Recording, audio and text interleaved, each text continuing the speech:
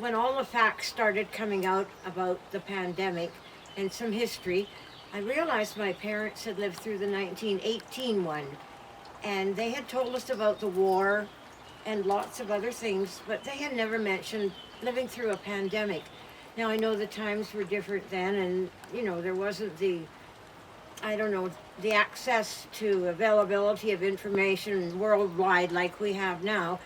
But there must have been something that affected them, and I wasn't able to ask any questions. So I thought if my grandchildren and my children and I put our thoughts on this pandemic on a quilt, we could pass it down to the next generations and they could see what it was like for us. The vision came to me in December, probably closer to the end of December, and I let them all know what I wanted to do. And I said, you have January to think about it because it's a quiet month after Christmas. And I said, think about it, and I'm going to send the squares and put something on them if you would please, and send them back to me.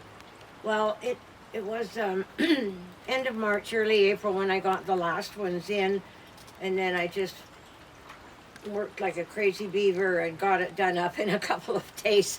Assembled it, once I had all the pieces and could figure out where I thought they should go, and then put it together. So it was 3.5 months, I guess, about from the time it was thought about until it was done. Yeah, I wasn't getting out very much, so I was pretty well isolated, and I knit a sweater and a pair of socks for my son, and I hadn't knit for a long time either, but I got back into that.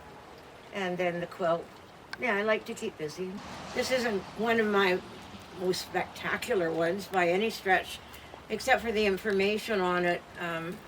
So I've been doing it for a while, but it's been several years since I made a quilt, and at this stage, I didn't think I would be making any more. But when this idea came to my mind, I couldn't be slowed down. I just wanted to go ahead. And it was like having a dream, and it came true. Yeah, it was just great. I was very, very pleased, and I still am. I look at it and I think, wow, we did it.